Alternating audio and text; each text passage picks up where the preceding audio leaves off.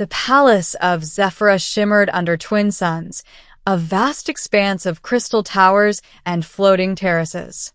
I had been summoned as an envoy for Mirth, tasked with negotiating trade routes and cultural exchange agreements with the Xylarian Empire.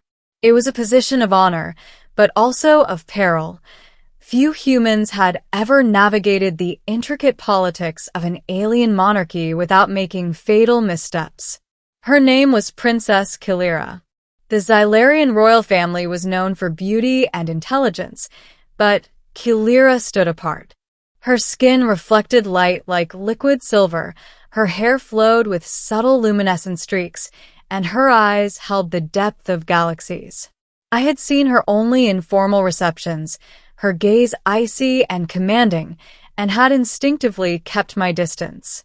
There was something about her presence, an authority and a subtle danger, that made proximity difficult. I respected her, feared her, and perhaps, though I would never admit it, admired her. So, I maintained polite detachment. The day she approached me, I was in the palace library, reviewing ancient Xylarian treaties. The room was vast, filled with floating shelves of crystalline data archives. I heard the faint hum of her presence before I saw her. "Why do you avoid me?" Kilira asked, her voice calm yet edged with curiosity. She appeared at the doorway, framed by sunlight spilling through the crystalline walls. I froze. No one had ever questioned my distance before, and the directness of her gaze unnerved me. I do not avoid you out of disrespect. I began carefully, choosing my words. I merely admire from afar. Your presence is overwhelming. Her expression shifted slightly, an eyebrow arched, a tilt of her head. Overwhelming, she echoed. Explain. I gestured to the shelves around us, as though the treaties and historical records could offer context for my words. You carry an authority that few can stand in the presence of, I explained. It's not intimidation in the hostile sense. It's awe. And I feared my presence would be inadequate, or even inappropriate, beside yours. Kilira stepped closer, her movement fluid and deliberate. Few humans speak so candidly, she observed. And yet, most would have flattered me or faltered in fear. You simply tell the truth. I nodded, my pulse quickening. Yes. The truth, as much as I understand it. I respect you too much to pretend otherwise. She paused, eyes studying me like a scholar analyzing a rare artifact. And that honesty is why you keep distance. Yes, I admitted. Not from disdain or disinterest, but because proximity would compromise my composure. You are unlike anyone I have ever encountered. I could not act naturally, not in your presence. Kilira's lips curved, just slightly, the faintest smile of intrigue. So all this time, I misread your behavior? She asked, stepping closer still. I thought it was indifference, or perhaps even contempt. Far from it, I replied. Every gesture, every word I've exchanged with you is measured, carefully considered, because I wanted to honor you. I wanted to act appropriately in the presence of someone extraordinary. She tilted her head, studying me. The soft luminescence of her skin deepened in hue, reflecting her curiosity and, perhaps, amusement. You speak with such confidence, she said. Yet it took great courage to admit fear.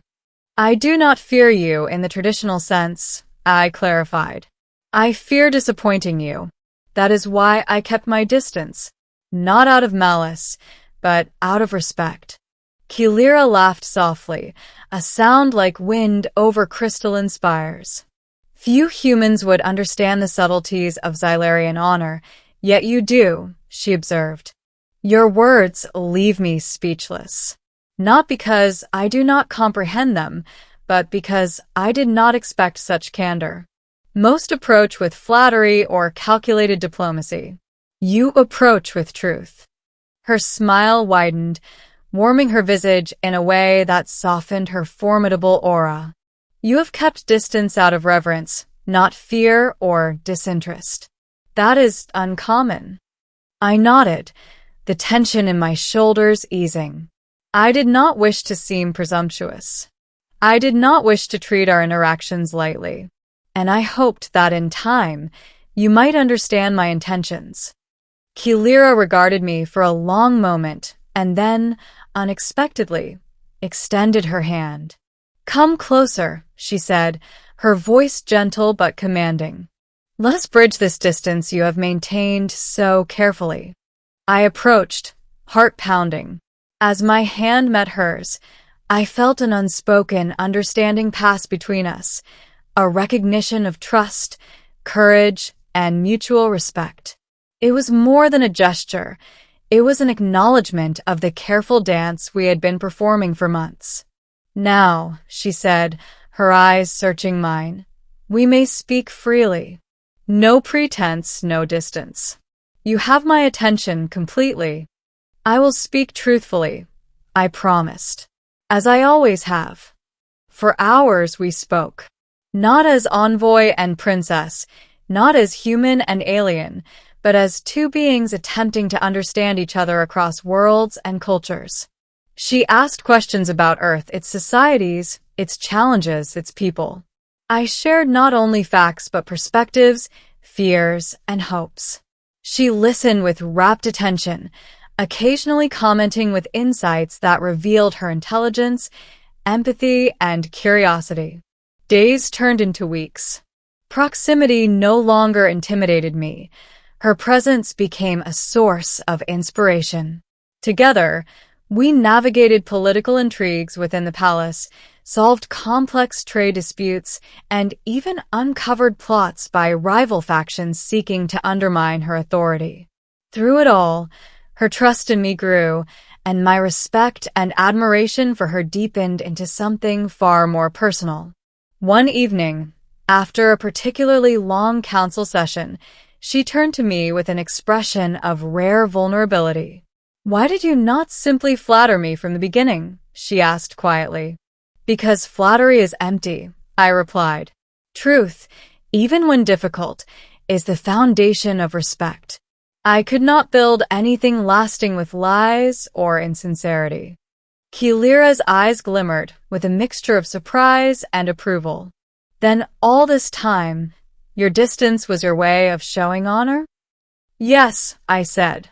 "It was never avoidance and contempt. It was preservation of sincerity." She remained silent for a moment, processing. Then she smiled, a full, genuine smile that softened the sharpness of her royal bearing. "Few humans have ever understood that. You have patience, perception, and honesty. That is rare." Months later, our partnership became legendary within the Xylarian Empire. I was no longer merely an envoy. I was an advisor, a confidant, a friend. And the princess, once aloof, distant, and unapproachable, now sought my counsel, valued my presence, and allowed me into the inner workings of her life.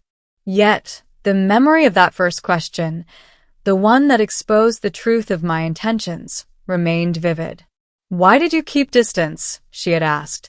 My answer had left her speechless, not because it was revolutionary, but because it was sincere. It was rare, in her experience, to encounter a human who approached her with honesty rather than strategy. Years passed. Political tensions arose, trade negotiations evolved, and the Xylarian Empire expanded its influence. Through every challenge, Kilira and I worked side by side. Our bond strengthened not just by mutual goals, but by understanding, trust, and the willingness to face truths together. In quiet moments, away from the palace, we would walk among the crystal gardens, hands brushing or intertwined, speaking openly about dreams, fears, and ambitions.